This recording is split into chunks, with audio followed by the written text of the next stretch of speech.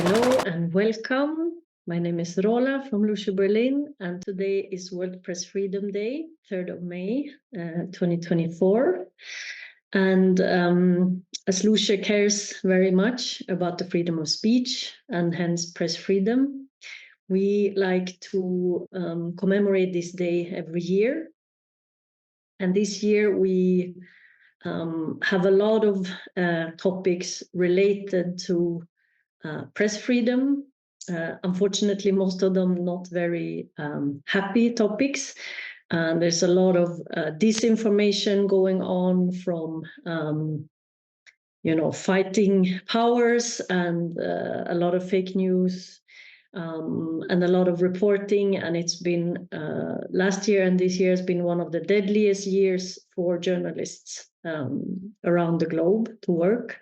And of course, contributing a lot to the statistics is the conflict in Gaza between Israel and Hamas. So this year we have invited you, Noor, to join us so we can talk a little bit about press freedom in the context of the conflict in Gaza or the war in Gaza. So I say welcome to you to join us today, and maybe you can tell us a little bit about yourself, who you are, where you live, and so on. Nice to meet you. And my name is Noor Abdulfattah. I'm originally from Palestine, but currently I'm residing in Germany after I finishing my master's. I have always a deep connection with my homeland and its people, which fueled my passion for advocating for justice, human rights, nationally and internationally. Thank you. You were just back in Palestine for a couple of months, right? So can you tell us something? So you were on the West Bank, no? How is the situation there now? Actually, the situation in Palestine now it's incredibly complex and challenging. While I was back for a couple of months, I witnessed at the first hand like the daily struggles that faced by Palestinians, from the ongoing occupation to the humanitarian crisis. Actually, many challenges are going on in Palestine now, including freedom of speech, freedom of movement, also regarding the education, and of course the human rights, because of all what is happening now on the ground, actually. Thank you. So you live abroad now. How do you feel that the international media that you come across now when you're out of Palestine, how do you feel the international media is portraying the situation in Palestine? After all what is happening in Palestine and during all this previous 7 months, I believe that I found that the international media often fails to provide a comprehensive and accurate of the events, what is happening in the real situation in Palestine. There is a tendency to focus on a slowly part of what is happening according to the violence or political tensions. And also the Palestinians' voices are frequently, let's say, somehow decreased because of what is happening, especially in the social media platforms and so on. And there is many biased narratives according to what is happening on the ground. So it's crucial for media outlets to amplify like diverse perspective and highlight the roots and the causes of this conflict, what is actually is happening, not just to be biased to one side other than the other.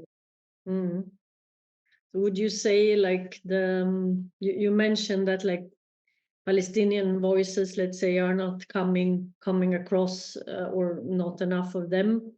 So would you say that they are underrepresented, misrepresented? Can you give some examples maybe?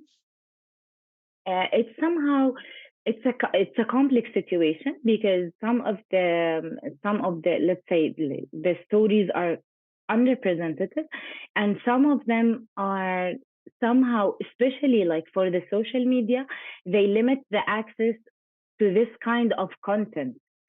So they somehow play with let's say the the hashtags, how the content seen by other people around the world. So they decrease the limitation of the Palestinian content, which is related to Gaza war and all the things that's happening in Palestine, actually. Okay. How would you say, because you were there now for a couple of months, like, do the Palestinians in Palestine feel that they can speak freely on social media, for instance, about what is happening? Actually, social media has become a vital platform for Palestinians to share their experiences and advocate their rights. But however, recently they have many challenging because there are many censorship and surveillance by the authorities and also by the Palestinians themselves, because they are somehow afraid of being taken or being like focused or taken by the Israeli soldiers and so on. So there's many fears related to what people share on Palestine content. But still, there are many people that are trying to share as they can about what is happening. They share some reels, some posts, some facts about what is happening. But there is actually a censorship about what we are sharing on our social media platforms, because we are afraid of the consequences or maybe some harassment, or also the limitation of our content, because in the beginning of the war, I can feel that my account, let's say on Facebook and Instagram and many other platforms, they limited the access or also the people who can view my, let's say, stories, posts, and so on. So it got limited from like hundreds to just a small numbers of people who can see the content that I shared about like the Palestinian situation now. So. Do you know anything more about that? Like, how was it from the platforms themselves that they limited, or do you know how that happened? Yes, it's couple of things. One of them related to the platforms itself. So they play with how people see the content about the Palestinian content, like all around the Arab world, let's say, and also part of it from the Israeli authority. They have, let's say, some agencies, some people who focus to monitor what is going on social media accounts, like for Palestinians, and when they feel that some of this content is bad for the Israeli story, so some of them get arrested, some of them get like many harassment from people, from Israelis or from the authority itself. So.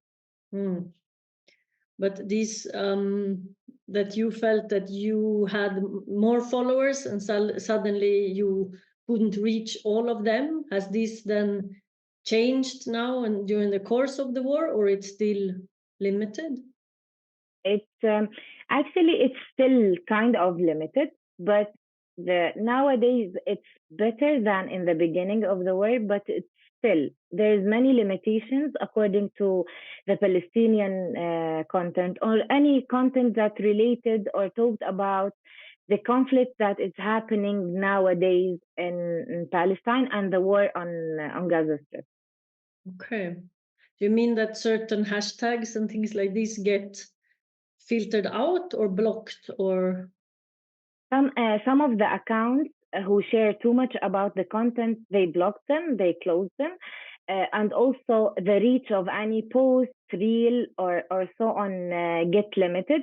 So many of followers, and I know many of Palestinians who have very large number of followers, but when they share a story, they have, let's say, like half of the people, they already seen the posts or the reels.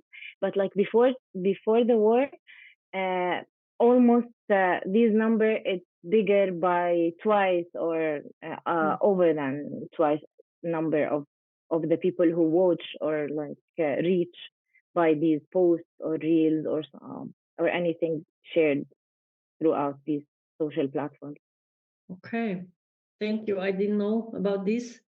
So thank you for sharing on this. Do you think also that people practice a lot of self-censorship because they are afraid of this, like censorship from the platforms or from authorities? You think that they then, and do like self-censor their posts? Yes, actually, many of people actually that I know from Palestinians, or also other Arab people that I meet them when in workshop and training and so on, they have this kind of censorship because some of them are afraid to lose their accounts, let's say on social media and so on. Some of them also lose some money because they paid for like advertisements and so on for these social platforms, and they lose it.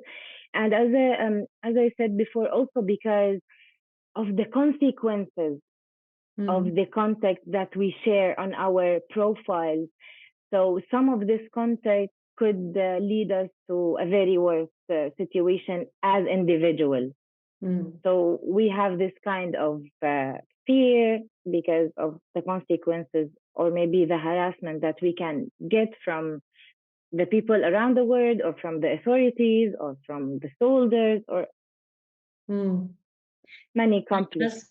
Did you encounter anything yourself, like when you were in Palestine now on the checkpoints, for instance, or how do, let's say, your everyday Palestinian deal with the checkpoints? I know you have to cross a lot of them to just go from one place to another. Yes, actually, we have many barriers, marine checkpoints. We can't go from city to another easily as before. Even before the war, it's not too much easy to go from city to another, but it was easier than after the war. But also we faced many struggling things because at some checkpoints the soldiers just like open your phone and start like searching on your what is the social media post you are watching, if you share anything on your social media.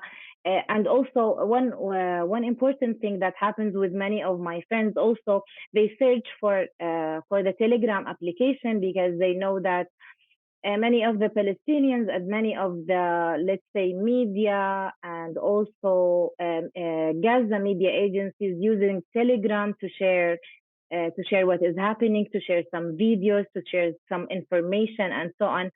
And actually, many of my friends were like quieted or were like caught from soldiers because they found this application on their phone. So the situation is getting better. And even though if you didn't like share many things on your social media, but maybe you like on one of the checkpoints, if they search your phone and found a content that related to what is happening in Gaza now, you maybe your phone will be taken, or maybe you'll be arrested, or maybe you will be just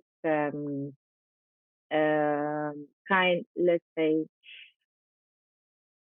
kind of arrested, but like beaten, or like have any negative power on you. Okay. Because of your data, your phone, your individual phone, actually. And this is then also not even what you posted yourself, but things like even if you followed like Yes.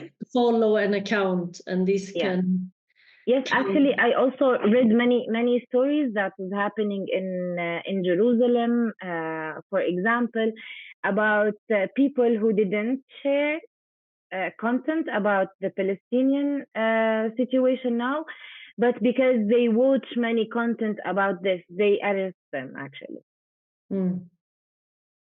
And if you're at the checkpoint and this happens to you, if they find some, they can also deny you to cross the checkpoint. Yes, so Yes, that of you course. don't travel to, let's say, if Yes. you study in one city and your family lives in another city, can be that you can't Yes. go back or forth. Yes, that's why I talked about, because we don't have a freedom of speech, we don't have also a freedom of movement because of many consequences. Yeah, very challenging situation there. How would you say, do you have any suggestions for how individuals and maybe also organizations can contribute to raise awareness about what is happening and to kind of support freedom of speech and free press? Yeah, because I attended many trainings and workshops nationally and internationally.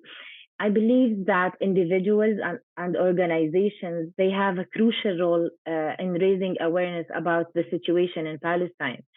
The first thing that they can do to educate themselves about what is the historical and the political context of this conflict.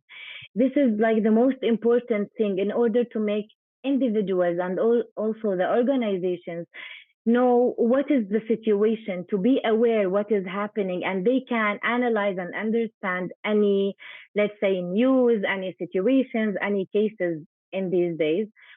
And also after this step, maybe if they believe of what is the conflict and what is the political context, maybe they can support the Palestinians. They can support maybe some initiatives amplifying the voices, also advocating for like policy changes, or make some effective ways to make a difference for the policy makers.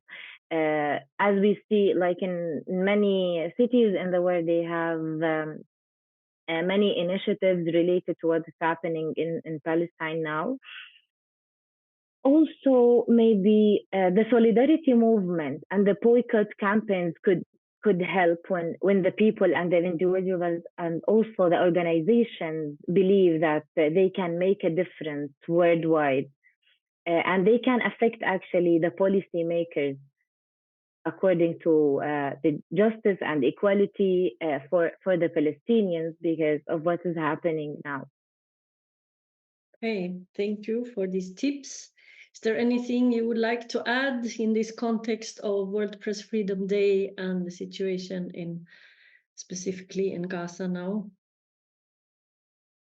I hope in this day that every person in each city in the world have the ability and have the equality to speak, to move, and also to share some stories, to share what is happening actually, without being fear, without being afraid of the consequences, let's say. Because when we fight for a freedom, we have to have the whole type of freedoms, not just one kind of freedom. We need all kind of freedom. And first of all, the freedom of speech and the freedom of movement, as also the freedom to live in our land, actually, also.